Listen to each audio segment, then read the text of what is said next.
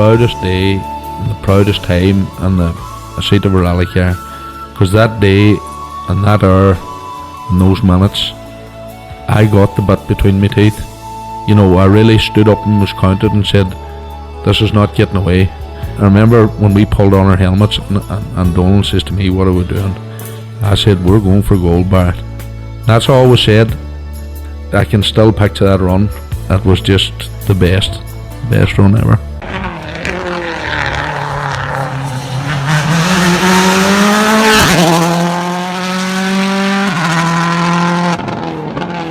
Welcome to Krunching Gears, the Rally Podcast. The 2026 season continues with another special. This episode we're going to look back at the Dakar Rally, and Connor, we got a chance to talk to two fantastic ladies about their adventures. Yeah, Helen and Marcella, and like what an adventure. 14 days, 8,000 kilometres, and 5,000 of that is competitive. Like, it's just nuts. Yeah, it really is. And wait to hear the way the story unfolds. It really is nuts, as you say. It's such a fantastic story. Great to hear from the two ladies about it. What can we say? But just listen. There's so many people they wanted to think, and they did think some of them, but we just want to sort of reiterate it as now as well too. Like Helen's husband, Chris Stodel, and then the mechanic for the adventure, then Felix Prendergast. And then their guru back home, then Jonathan Lane, who was invaluable even whenever they got out there. There was many a phone call made their families for allowing them to make it all happen. And then to Marcella's restaurant back at home then in Chesterfield, Deja Vu. And they have a whole list of sponsors, and we'll probably put them into the description as well too. As we often say, it's the sponsors that makes the wheels go round, you know. So there's a whole list of people there, and they wanted to make a special mention to each and every one of them. So we have them all there, and the description of the podcast. So Connor, what can we say? Just it's such an adventure, and it's great just to be able to share these stories. It is. Look, we love getting these type of stories, and especially something like the adventure that is the Dakar Rally. You know, there's so much hype around the Dakar. It's been such a successful event for many years, and there seems to be such an amazing community spirit. You hear about the stories from the bivouacs, and you know how about everybody's together, the crews, the mechanics, the teams. They all come together in the evenings, and you know it's a huge amount of it's a big support network, I suppose, because they all know the difficulties and the trials and the tribulations to even get to Dakar, never mind finish it. And it's such a supportive community. So it was lovely to get an insight into that you know we wouldn't normally be aware of. That's for sure, yeah. And I suppose I should like to just now pay thanks to Dennis Ferry, who pointed us in the right direction of the two ladies as well too. So Dennis, really appreciate it, and I owe you one. So this is it. Let's hear from the two ladies. First one you're going to hear from now is Helen. Probably start at the start. How did the two of you meet? We met in France 21 years ago now. We both just moved to France, and both of our partners' husbands were away. And there was an infamous dinner party to which we were both invited. Yes. And Marcella, it all went downhill from there. Yeah. Well, it kind of got better after meeting Helen, because it was quite a shock. I mean, we arrived in France pre-internet as we know it now. I think the village I moved to had dial-up the month before I moved there. And that you just couldn't search the web like we can now for information. So meeting Helen, and my son was there too. He was 6, but he was at the local school. It kind of really, we stuck together, you know, because we were learning as we went along. So we were the three amigos, really, in rural France. Yeah, and it's a big thing, you know, moving to a foreign country when the only people I knew were the people who invited us for dinner. And so it's a big thing. And obviously the language is different and the culture's different. And we kind of negotiated that together. And I personally don't think that had we not met, that I would have survived very long, to be honest. Yeah, same. It was, it really was. That was the start of our friendship, because we were going through that adventure together back then. You know, that was a big adventure, moving to another country. And fortunately, we did meet at this this particular evening. The right place at the right time. Yeah. Yeah. And like, Marcella, was there any motorsport in your background before that, or how did that start how did that enter the equation? Well, I remember going to Helen's house, and she was renovating this beautiful cottage. But the first thing she did was having this huge, I thought must be stables, but it was a garage to house her cars, And that was really my first introduction to, you know, a collection of cars that people enjoyed. I went there and took my horses to France, not, you know, my car. And so it was really Helen that introduced me to what, you know, she had such an array of cars, her and Chris. I remember like being dropped off at the airport once in an Audi Quattro, and it was just like, and I was like, how do I put the heating on without the window wipers coming on? and it was a real introduction to people who loved different sorts of cars, and we were very lucky, my son and I, to be part of that through Helen and Chris. And like, Helen, like, that's the one thing about cars and motorsport in general. Even it transcends languages. You can point and make certain noises, and everybody knows what you mean. But obviously, there was a passion for cars even before you had moved to France. Yeah, I don't really know where that came from, but even as a kid, my favourite book was my Ladybird book of cars, which I still have somewhere. And every week when my mum went shopping and I went with her, there was a shop in the marketplace in Saxmundham, the town that we went shopping in. And in their window, they had, and in fact, if you had it now, it would probably be worth a fortune, a little matchbox kind of display thing with little holes in for all of the different cars. And so I used to go and I'd look and go, I want that one next. And then I'd save up, or, you know, for Christmases and birthdays and things, and get all the little matchbox cars. But I was very precious about them. So Mum had to get some for Dad as well, so that I would swap them, because otherwise they were my cars and nobody was touching them. But I don't know where that came from. I don't think, I mean, my dad's quite into cars, but I don't remember it ever being something that was talked about. It's just something that cars have always kind of been in my consciousness for whatever reason. And as I grew up, all my boyfriends had something to do with cars, and it was all a bit. But back when Stella and I first met, we did have a Land Rover, but it was more sports cars, and gradually the sports cars have sort of gone to be replaced by 4x4s. and then how do you come up with the idea of wanting to do Dakar? It's like it is a crazy crazy dream, is it, or is it just one of those things you always wanted to do? Yes and no. I think for me, Dakar was kind of in my consciousness from way back when Mark Thatcher got lost on Dakar back in the 80s. And every morning when I went to school, I used to have really long hair then, and I used to stand in the kitchen and Mum would plait my hair.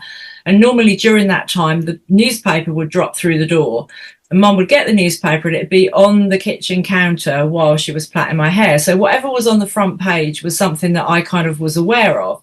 And I remember so clearly there being a picture of, you know, Prime Minister's son lost in the desert or something, with a picture. And I'm like, what is this Dakar thing?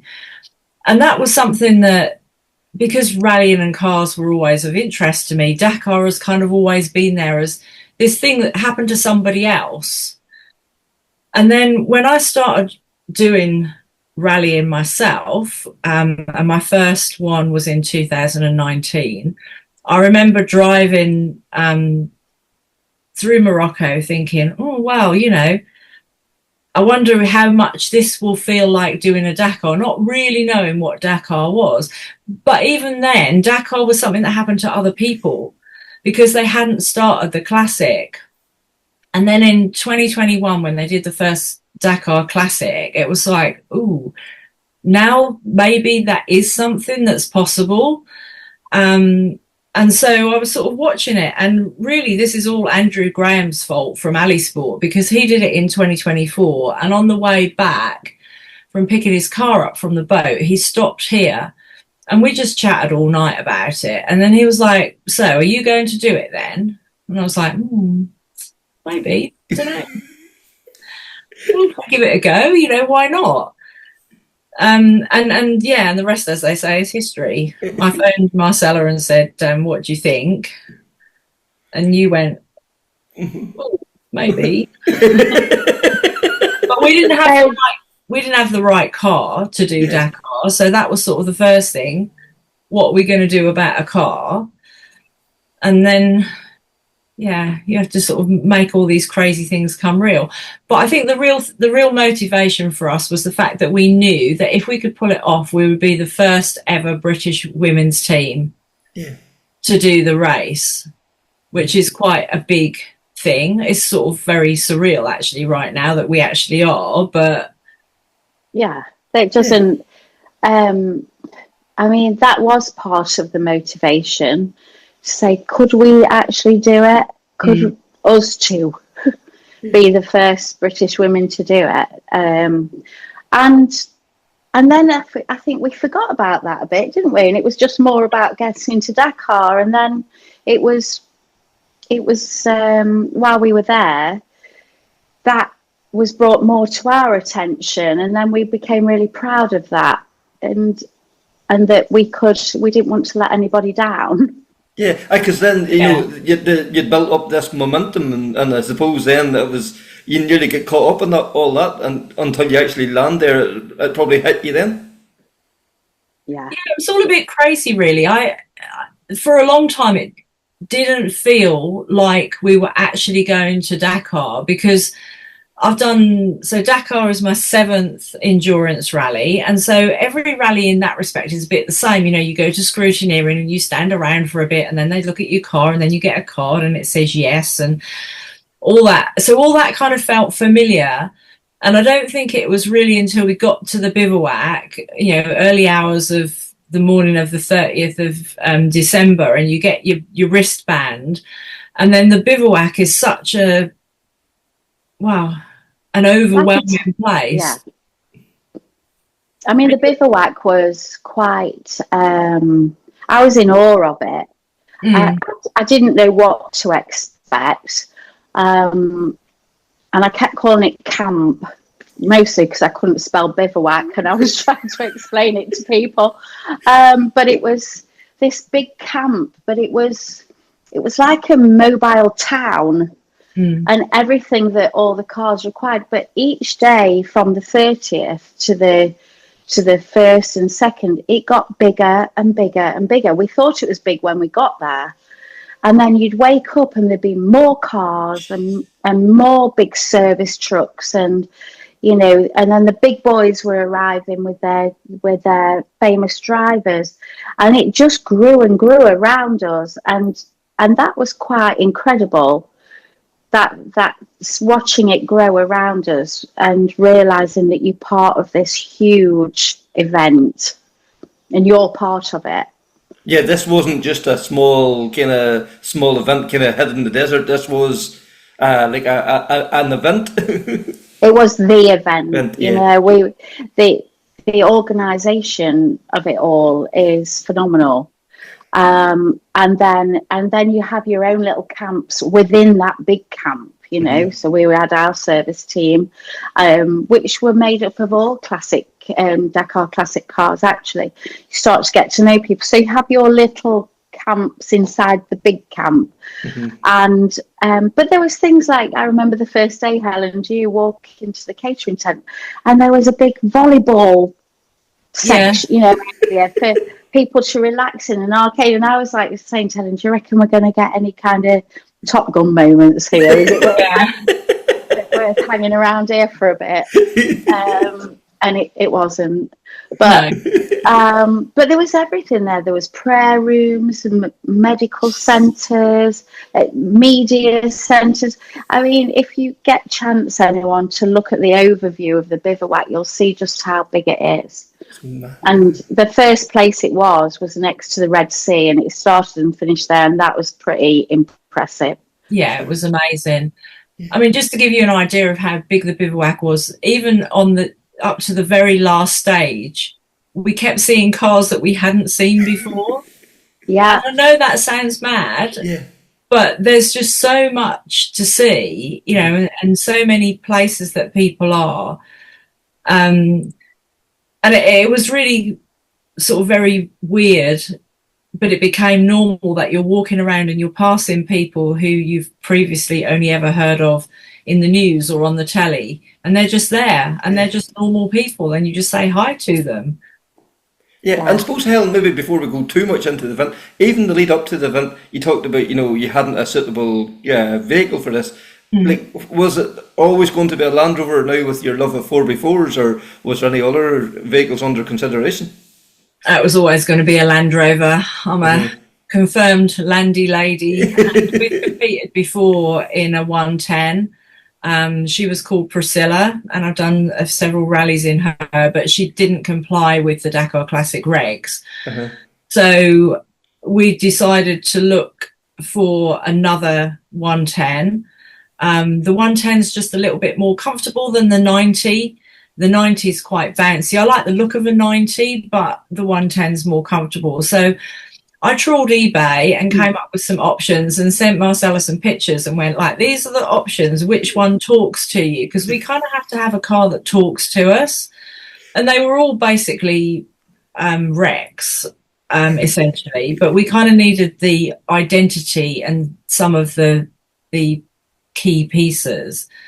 So I sent some pictures, and luckily we agreed on the same car. So when we went to pick it up, we both looked at it and went, "Oh my God!"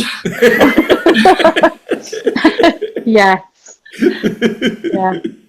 it was a bit of a shock. And was it christened quite quickly then? Oh, she had a name before we saw her. Oh, right, yes. Because all of our cars have names. So, Priscilla was obviously Queen of the Desert. She was the first 110. We've also done a rally together in Lulu. Now, she came with her name. She's a disco too. I got her from a friend, and he named her after an old girlfriend or something. I don't know. So she came with her name. But yeah, all the cars have names. So, but Marcella actually chose Purdey's name. I can't remember what my suggestion was now. It was something else beginning with P, though, wasn't it? I can't remember. No, I can't either. So why Purdey then, Marcella? Because of the new Avenger, Purdey, and it just kind of said something about the type of car that we wanted it to be, you know, and it just suited us straight away. And she came from Wales, and obviously the new Avengers is partly set in Portmeirion, isn't it? Yeah. Oh, I didn't know that. Yeah, a lot of it shot in around there. Yeah, that's right. Actually, yeah. And then you know, we all know motorsport is an expensive hobby, but like this must be off the scale. Like there's, you know, you had to have some great people behind you and a lot of effort made to get the money, and then even somebody helped you prep the car as well. Well, that's a funny story. So initially the plan was that the car would be built in the UK. So once we saw the car and saw how rotten it was, the first thing we needed was a new chassis. She didn't have an engine. In fact, most of her was sort of junk, really. There are some original bits on her. So we kind of came up with a plan, and there was a company in the UK that was going to build her. So I sort of set to work finding as many of the pieces that we needed as I could. And I wanted to get second-hand pieces because at the end of the day, it's a classic rally. And the old pieces kind of bring their own story. So I ended up with a mishmash of pieces that were all delivered to this place, ready for something to happen, and nothing happened. And I had a schedule, we said 2026 was our goal. I needed to do a test with her before we even, said definitely, yeah, we're going to go for this. And I'm not a very patient person. And one day I just lost my rag, and I said to my husband, I've just been and measured your woodworking shop door. And if we move all your machinery to the side, we can get the chassis in and we can build her ourselves. And he went, oh, all right then. So we took a trailer and we went to the UK, and we came back with the majority of the bits on that trailer to build a car, all in flat pack. They came from all sorts of different cars. They didn't match. And we set about building a car, which we'd never done before, but we have some very good friends who helped us. Jonathan in particular, we call him the Oracle, because I can ring him up about anything and he'll go, oh, you need that size bolt and that washer and that bit from that car is that age, so it doesn't quite fit, so you have to do this. So we built Purdey in our shed. Mm-hmm. And there were a couple of things that we had to get outside help with. The main thing being the roll cage, because obviously that's a massively important thing from a safety point of view. So she had to go back to the UK for safety devices to build her roll cage, which turned out to be red, because we had a red chassis, because why not? And when we were at the Land Rover show in, it's been 2024. Yeah, 2024, when we got the chassis, we had a meeting with Chris from Safety Devices, and he was showing us various sort of mock-ups and drawings and stuff. And Marcella said to him, and what colour is it going to be? And he just sort of like looked and went, well, they're normally black or white. But he did it red to match our chassis, so that was really cool. I think his question was, do you have any questions? Come in red. Yeah. Wasn't the question I was expecting. No. And showed him my lipstick and said, this colour red. That shit. So it was a real surprise to me. You kind of said, look what we've got, didn't you, Helen? Yeah. And it was a red roll cage, roll bars. Yeah, because that would have to be built bespoke for your car. It's not like an off-the-shelf item. No, definitely not. So there was about 20 pages of regulations surrounding the roll cage, which we read and just went, no idea. Mm-hmm. But that's what safety devices do. So yeah, I was so pleased that they got involved, and they went over and above, and everybody who's seen the roll cage just sort of said, wow, that's incredible. It made it difficult from our point of view, because we had to take them a vehicle in which the seat was in the right place in comparison to the steering wheel, the right height and everything, so that they could get the roll cage bars right. But in order for them to build the roll cage, they had to take the body off again. Yeah.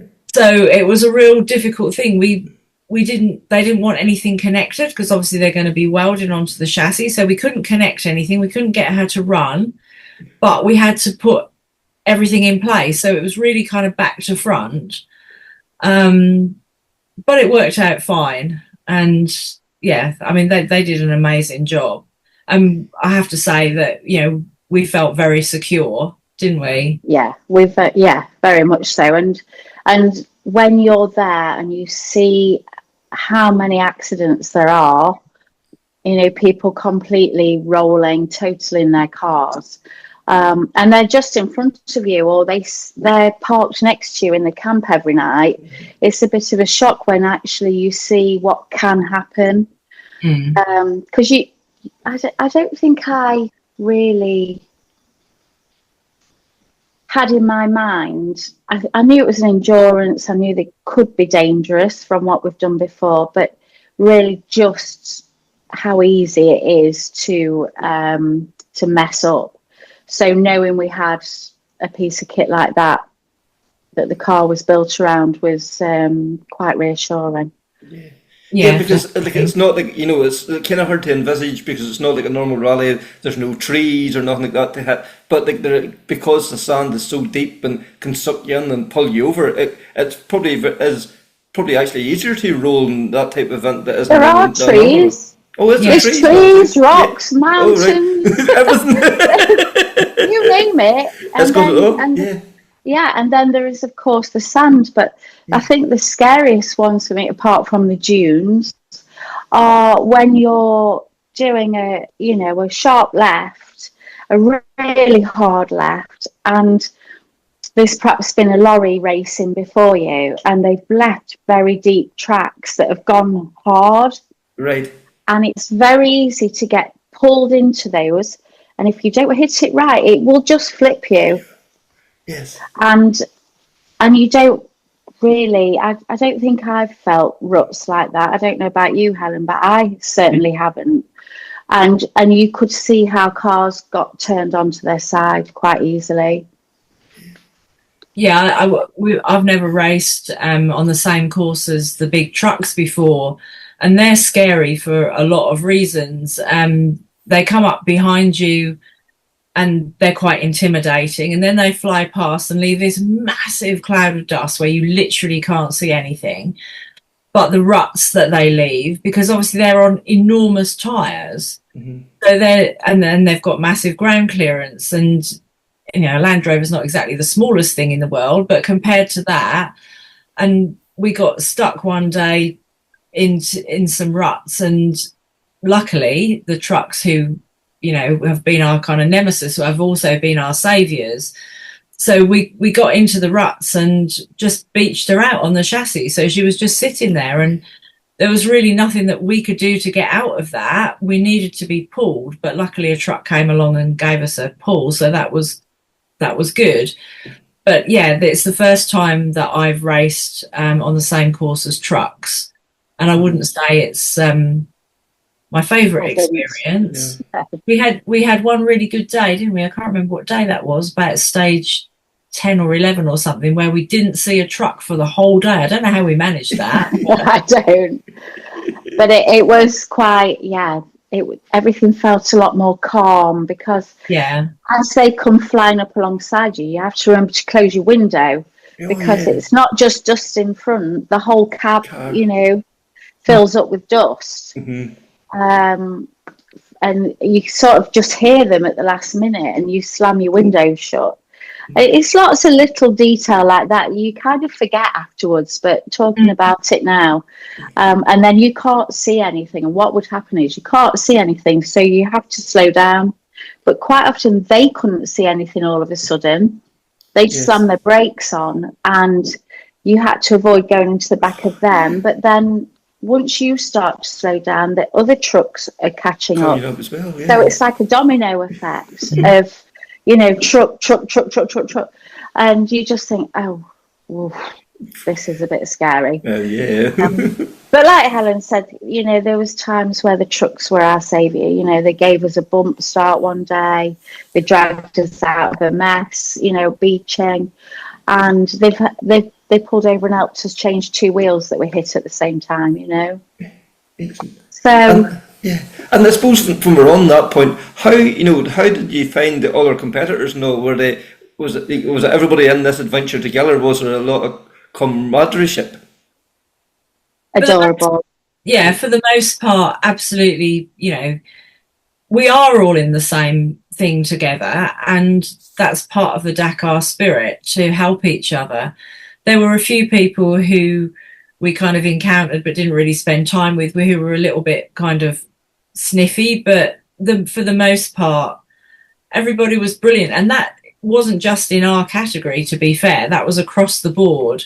We were lucky enough to be invited onto the Defender rally stand, and all of the Defender guys, and there's loads of them, I think they had 90 something mechanics, didn't they, for their 3 cars. They were just adorable, and every day they'd say to us, is there anything we can do to help? So one day we decided to test that and we took them our washing. Which they did. Which they did. They did our washing for us. And hung it out to dry and everything. Yeah. So we met some amazing people. Yeah. And the thing with the Dakar, from what you can see across the board from the motorbikes, I mean, the motorbikes, those guys are off the scale. You know, they do everything themselves, and you only have to see them flying around the desert. They're a different kind of animal, but they're just as respectful to us, you know.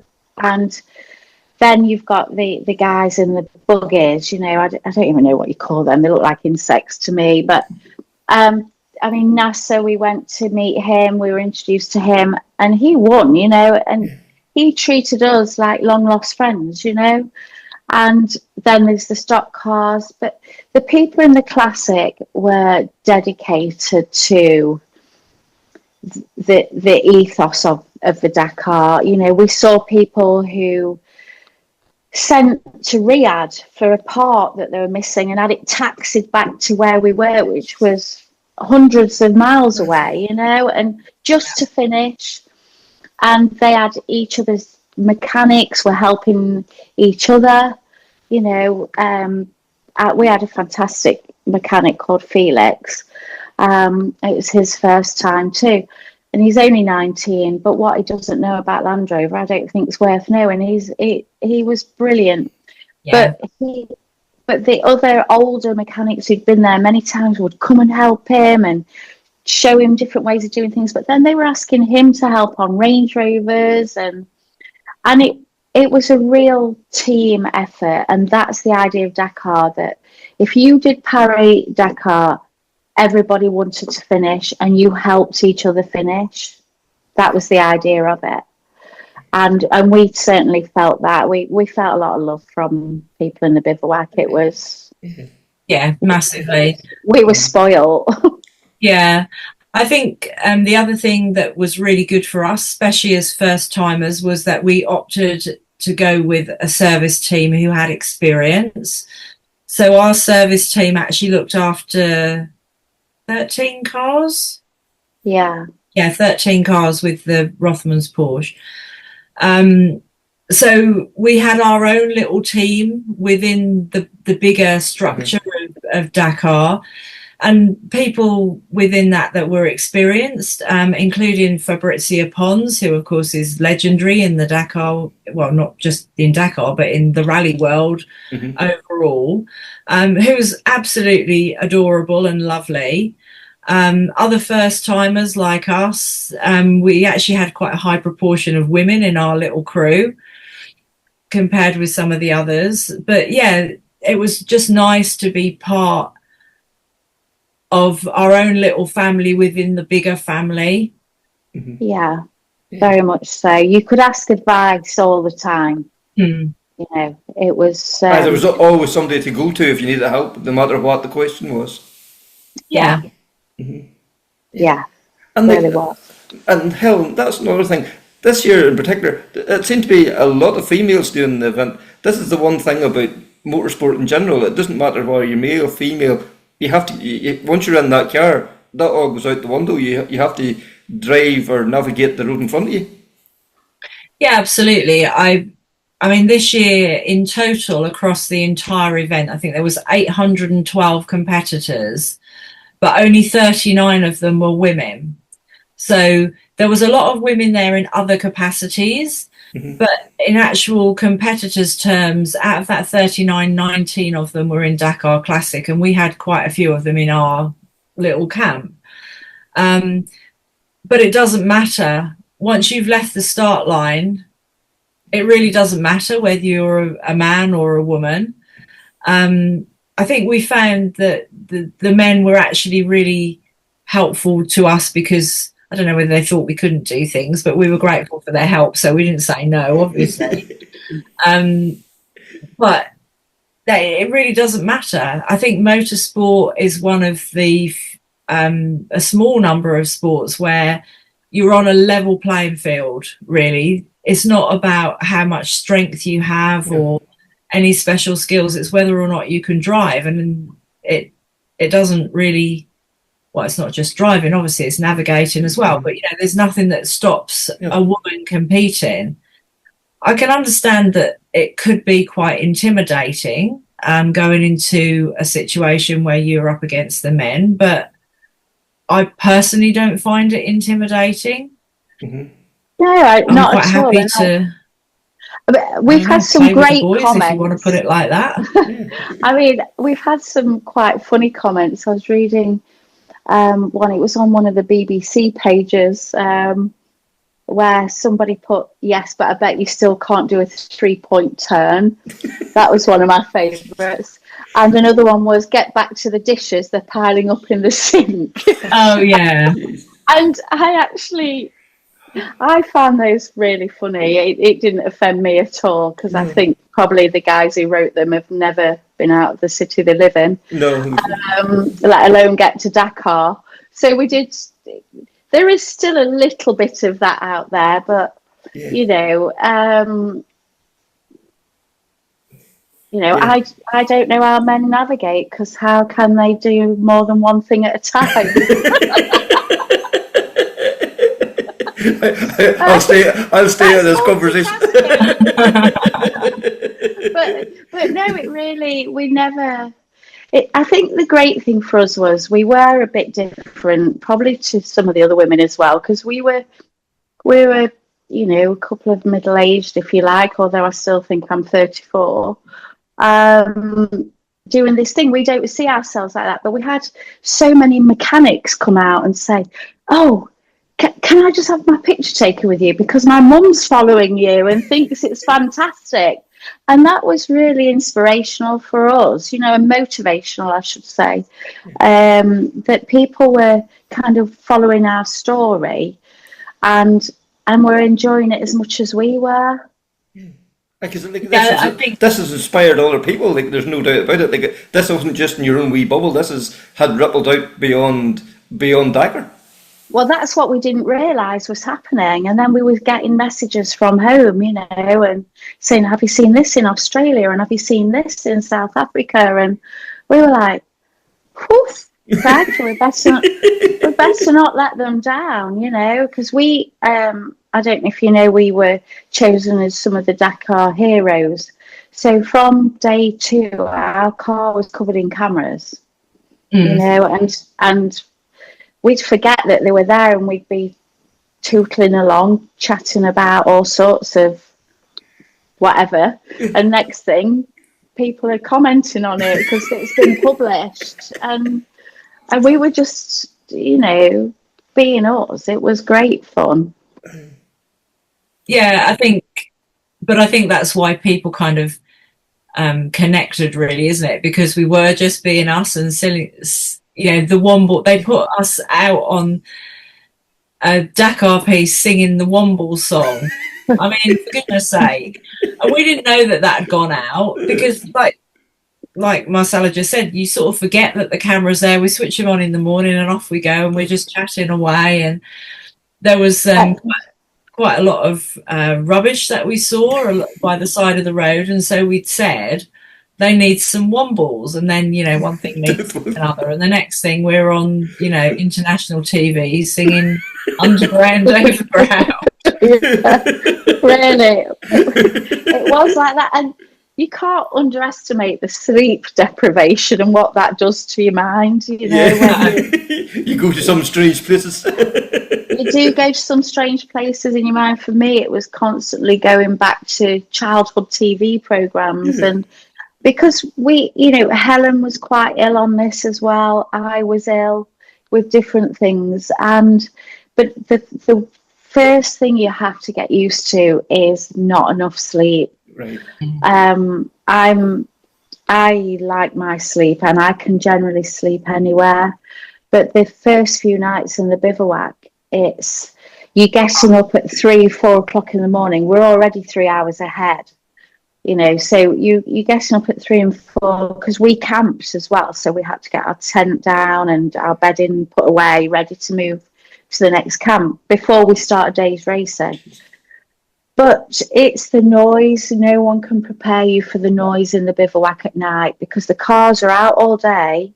so the mechanics work all night, and there's generators going. Kind of deal with that, it's white noise. But when you've got tyre changes, cars being tested, cars being revved at midnight, 1 o'clock in the morning, 2 o'clock in the morning, it's quite a shock to start with. Even just, we had a little light in our tent, we used to call it the big light, you know. I would say, we'll switch big light off, Helen. And we'd switch it off. It made no difference. Because there's massive floodlights everywhere. Everywhere.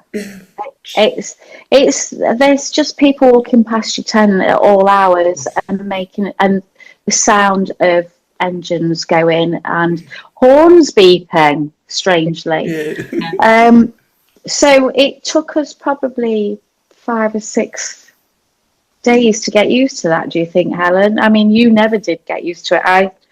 I managed to start sleeping through it.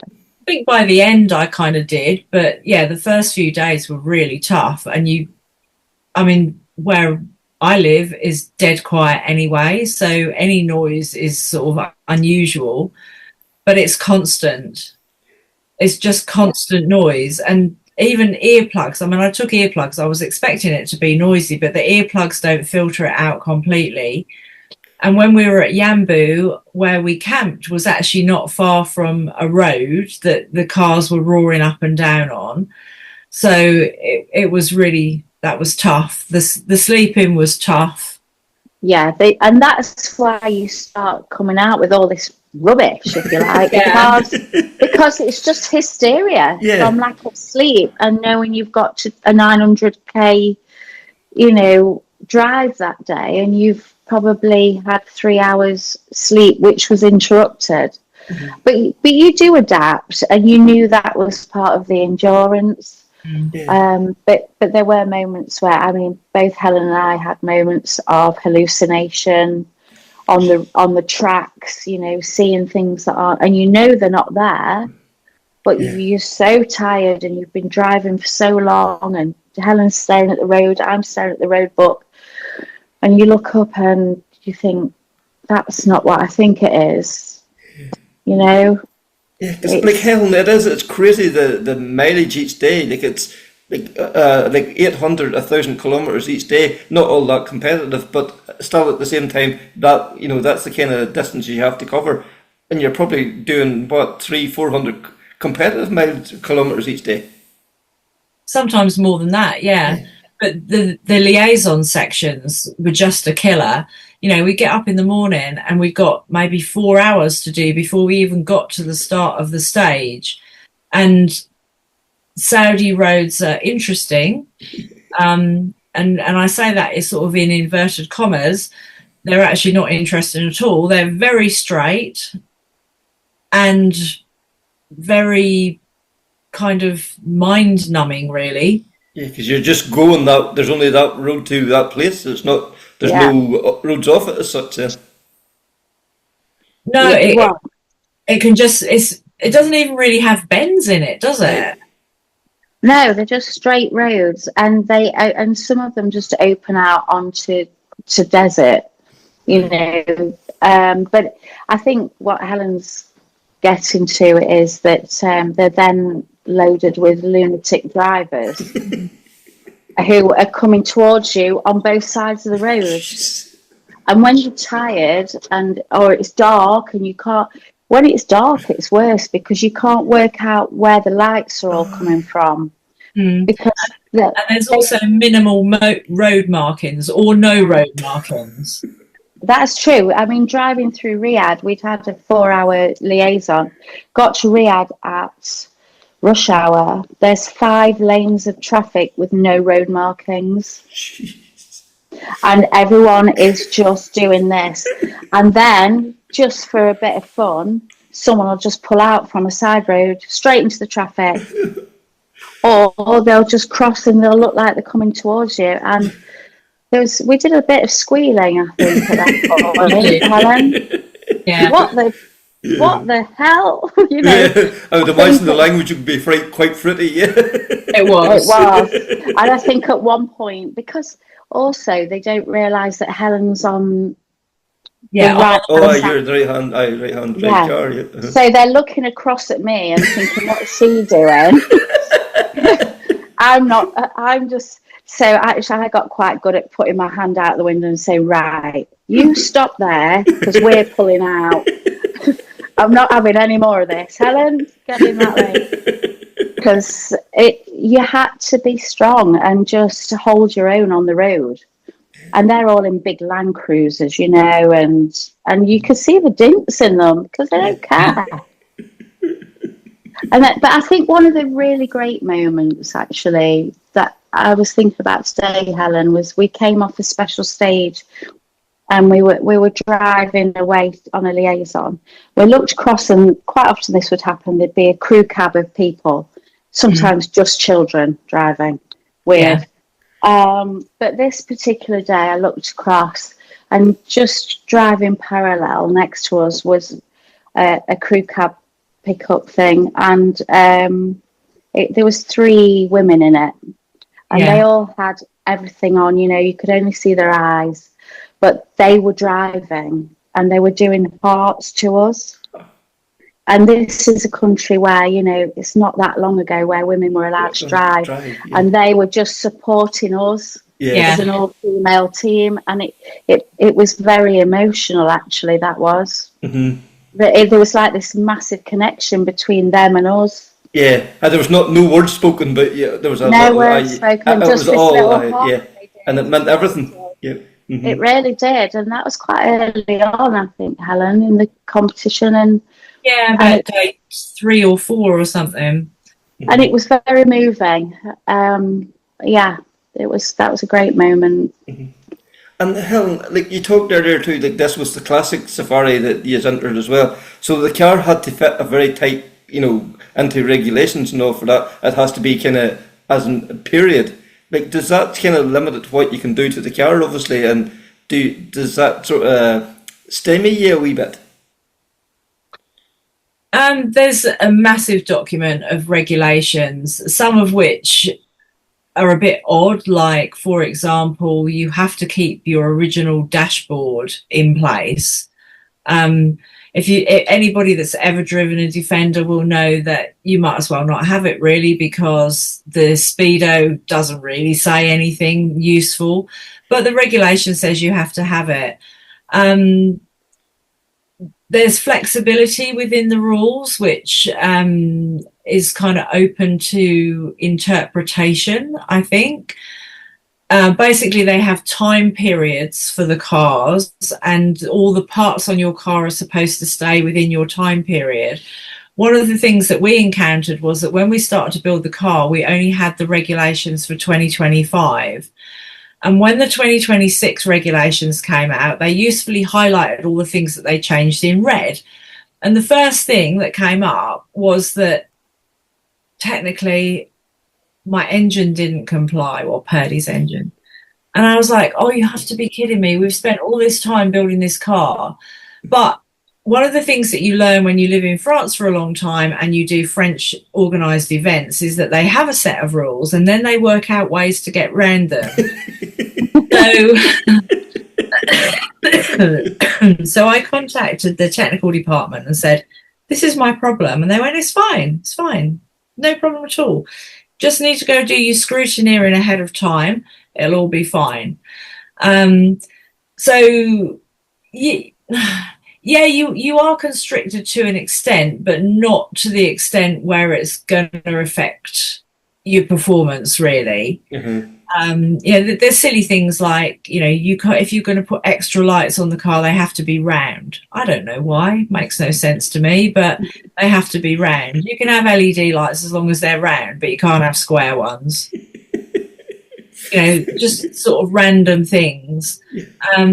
But really for us, everything was pretty straightforward on the build. The only other thing that we particularly took notice of is you have to have a toughened windscreen, but for the side windows, if you have roll down windows, you have to have window net. So if you have any other sort of windows, you can have polycarb windows. So that's why Purdey has series doors on hers, because there's a company called Plastics for Performance that make compliant polycarb windows for series doors. So happy days, we don't have to have window nets.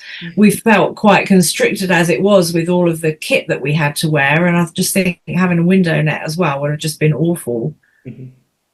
Yeah. And then Marcella, for like, as well as that, 2 years were entered into the authentic co-driver section, and that meant that you were kind of pretty much old school navigating as well. Yeah, I mean,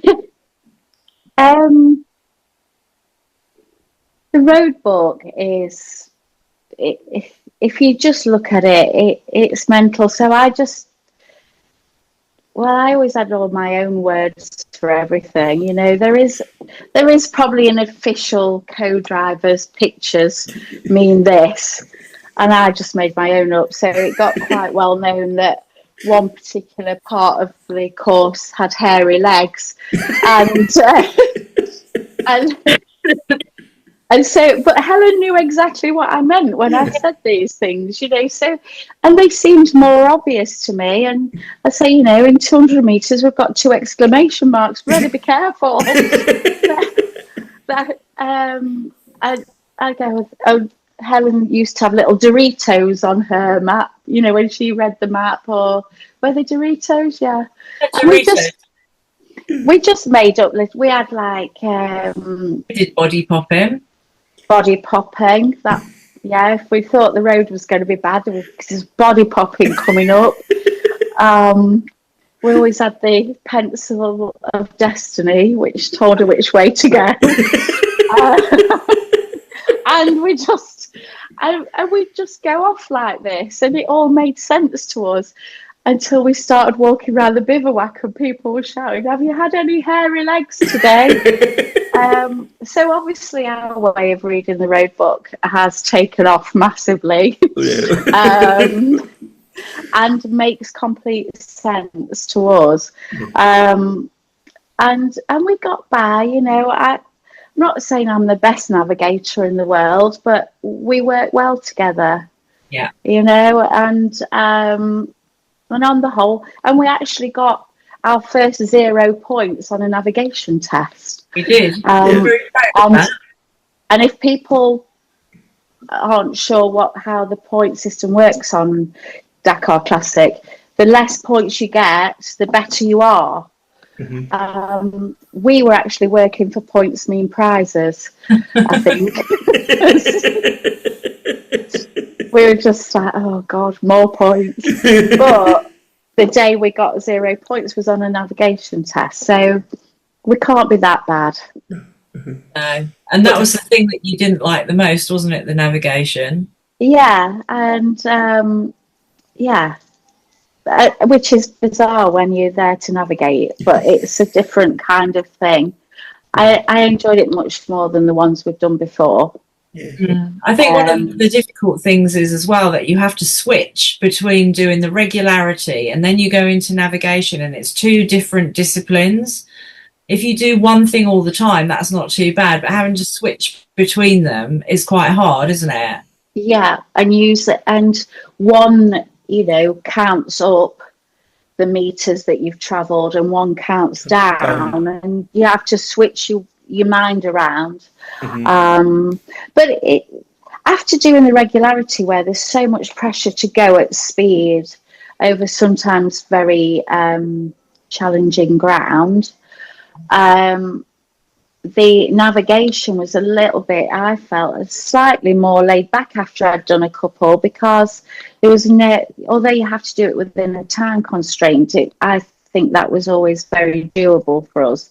Helen drives at a good speed for the car and the ground anyway.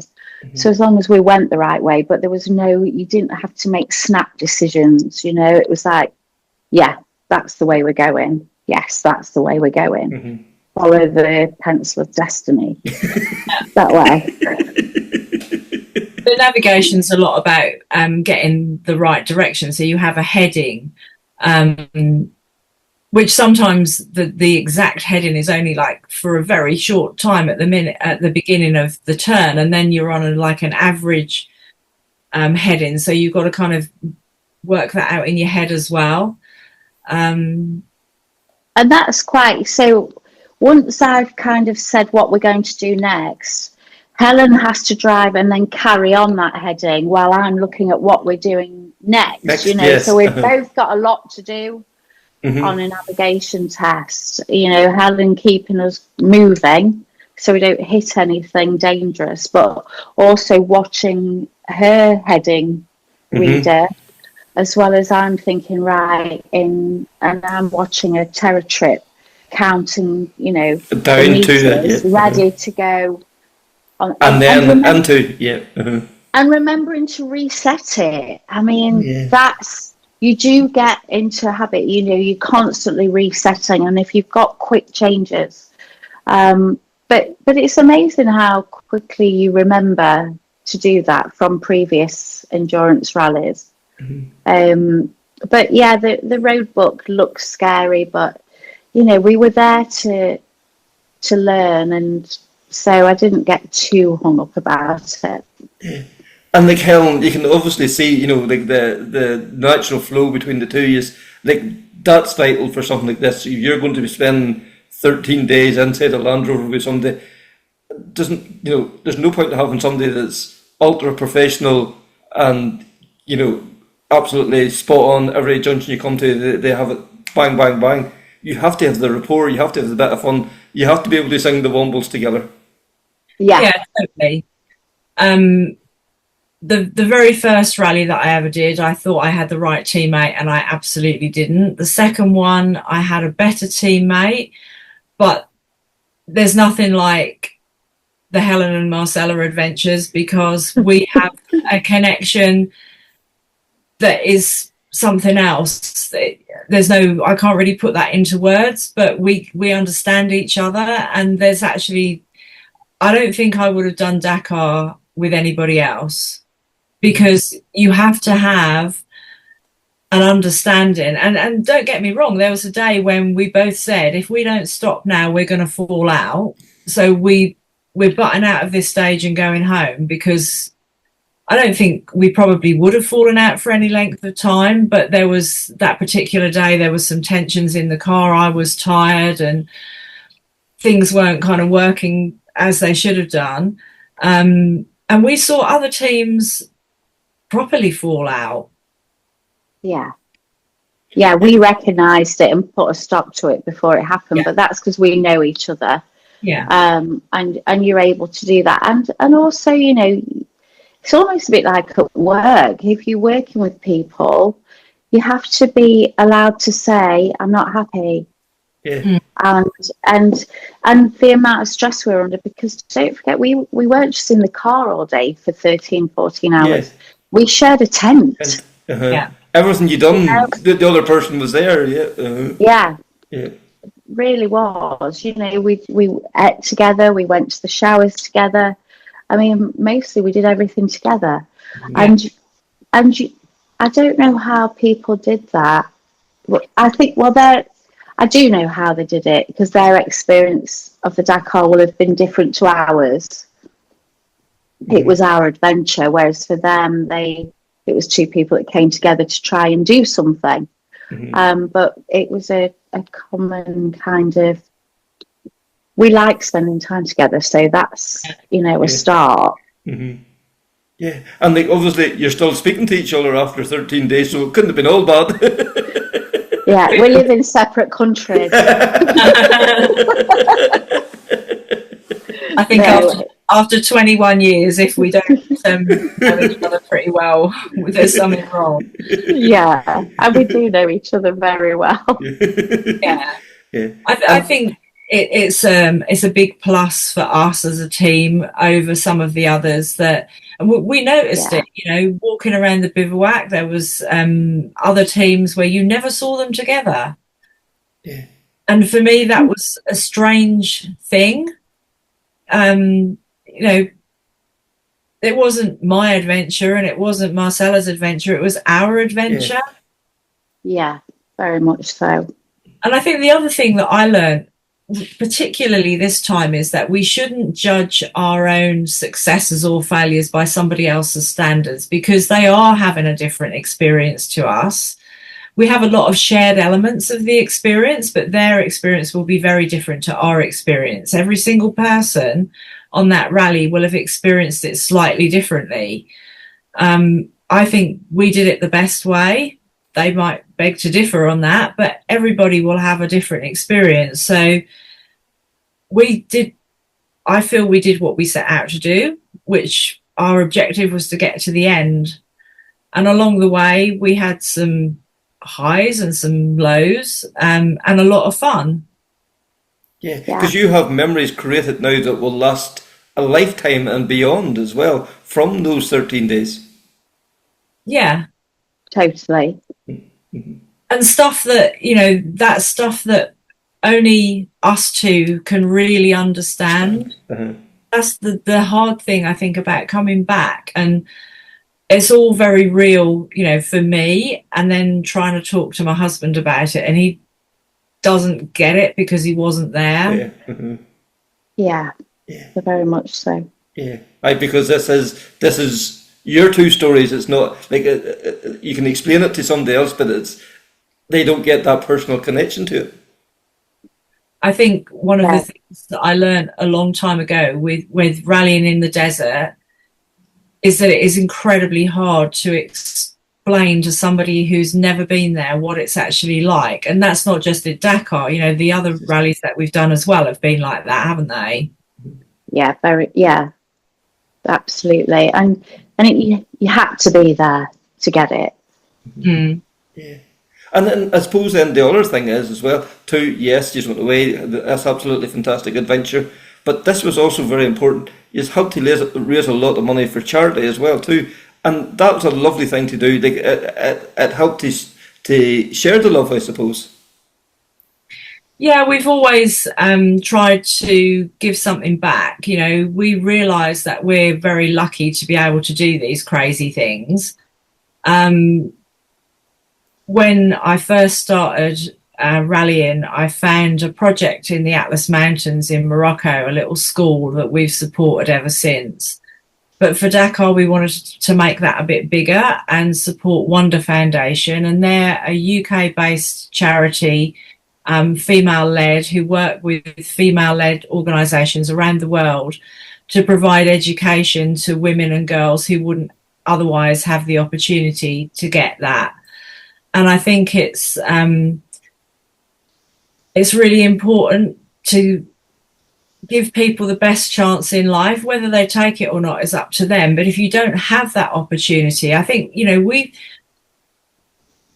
speaking for myself, I quite enjoyed going to school and I like learning things. And I can't imagine what it would be like if you didn't have that opportunity. I know not everybody likes school in the same way as I did, but if you don't have that opportunity, you're already in a very restricted place. So yeah, for me, it's important to try and give somebody else, there might be somebody else out there that wants to follow a crazy dream. Everybody should have that choice in life. Yeah, because Marcella, we're probably spoiled in the UK and Ireland. Like education, it's just part of growing up. But for other people in other countries, they don't have that luxury, and it's nice then that you're able to help maybe provide somebody else the opportunity that could change their life. Yeah, absolutely. And that's not just, that's still in the UK as well. That there are people in areas where, they don't get a quality of education, and it's not just about your ABC. It's about giving people the chance to learn a skill or something that would benefit them, after school age. But it's, Helen's worked with the school in Tallatas. I know firsthand, I've been to the school with her, but I remember hearing a story about a young woman who her father didn't want to send her on into do any further education, and Helen was actually there when this young lady, who's been heavily supported by the work Helen's done there, is now a qualified nurse. And she did a talk, and you sent me a video, Helen, and it was so emotional. Yeah. You know, and in her situation, her father just didn't think it was worth educating a girl in the family. You know, and that it was as simple as that, and that's quite sad. But she now sends money home to that family. But it's even further reaching than that in her case, because she's had medical training, and so even the knowledge of how to manage basic hygiene within the home is something that she's been able to send back to the village to improve everybody's life. You know, I think education, you get a bit hung up on the kind of, you know, maths and language and all of that stuff.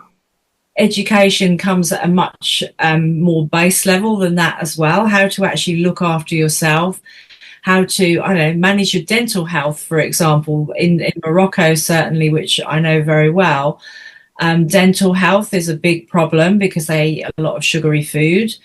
So I think the term education has a much wider reach. Yeah. It's more life skills than, as Marcella said earlier, it's not all ABCs, it's the small things that can just ripple out across a whole village. Yeah, totally. For sure. And then I suppose then too, we're starting to wrap things up now. Like, there's obviously a whole team of people you would like to thank for making this dream come true. Wow, there's so many people. I mean, I think initially my long-suffering husband has to be top of the list. He did actually say divorce me after the first rally if I wanted to do any more, but he's still there. In terms of this particular rally, Felix, our mechanic, has been a little superstar. But all of our friends and family who've kind of lived this journey with us vicariously deserve our thanks. And then there's a massive list of sponsors.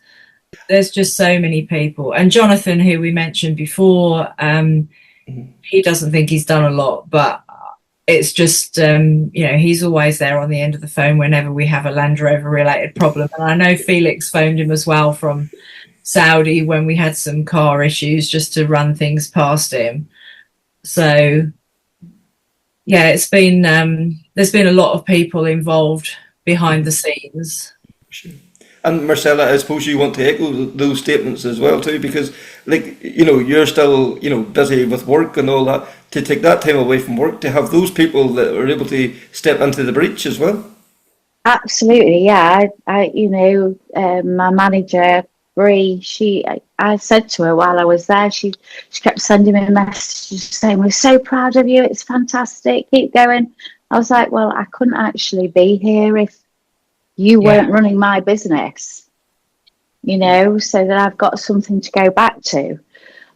So, and I met quite a few of them this afternoon and thanked them, because they always say that the minute I go away, something breaks. You know, and it was the heating system this time, which they kept from me, and the water boiler, and they've done their best, you know. And I walked in, there was oil-filled radiators everywhere plugged in while they're sorting the boiler out with the plumber. And yeah, they just, you know, the Wi-Fi, something happened to the Wi-Fi and they sorted that out. And they just left me to it. I didn't know any of these things, and they're very capable of sorting it out too. And you know, we're in a hospitality business, and keeping our customers happy is number one, you know, without them. And so to leave them in charge of looking after our customers, it's been a massive relief, knowing that they've done such a good job, and knowing all along that they would. I never doubted it for a minute. You know, I've got a great team, but yeah, that they're as much a part of it as everyone else, you know, that's directly involved with the car, and it's allowed me to go. And of course I wouldn't be there if Helen hadn't put it all in place. So, it's not on my horizon to do Dakar, and she had this dream and she made it possible. Yeah. And Marcella, if the phone call comes in a month or two saying we're going to go back in 2027, will you be there? I haven't decided yet. Like I said, I moved house in December. I've not even had a bath in my new house yet. And I think we both said it's a bit too soon. And we have had contacts already, about 2027. But we said just give us a minute to put it all together, I know certainly, the 50th anniversary might be interesting, but of Dakar. But we'll see. You don't know what's around the corner, and do you turn down opportunities? I don't know. And Helen, I suppose, same question to yourself. Is it a box ticked or to be continued? It's definitely a box ticked. Is it to be continued? Again, I don't know. There's a lot to think about. Putting a campaign together is not something that happens overnight. I feel that even if we did go back, 2027 would be too soon to put everything back in place. I know how much effort it's taken to get there this time. Like Marcella said, the 50th anniversary, which will be 2028, might be of interest. But I think we both just need to have a bit of decompression time now and work through it. There's a lot of things to think about, and just sort of, and in our personal lives as well, things are sort of changing. So never say never. If the opportunity arose in the right way, would I go back? Yeah, hell yeah, I would. Even all of the stuff that was bad, it was great as well. I suppose the final question is then, you've got to the finish. What do you get for finishing? Is there like a trophy or a medal, or what do you get? Oh, wow! Here it is. Yes, and it absolutely weighs a ton. Definitely not chocolate. No. You could do some damage with it. Yeah. But it is actually a beautiful thing. It's a great thing to hold, and very proud of it, and it'll be definitely on show at my house. Yeah. My mum said, I hope it's not plastic. It's definitely not plastic. It's going to take quite a place now, and over the fireplace now. Well, we'll find somewhere safe, yeah. Yeah. I might carry it around a bit first. I went to the radio station with it this morning, and they were all obsessed with it. Yeah. They were all picking it up and holding it, and it's just a medal, but it just means it tells a whole story. Yeah. So thanks very much there to Helen and Marcella, and those finishers' medals look absolutely epic. God only knows what adventure could come next. So that's the latest episode of Krunching Gears, the Rally podcast. Please like, share, rate, subscribe, and until the next time, take care, speak soon, and bye.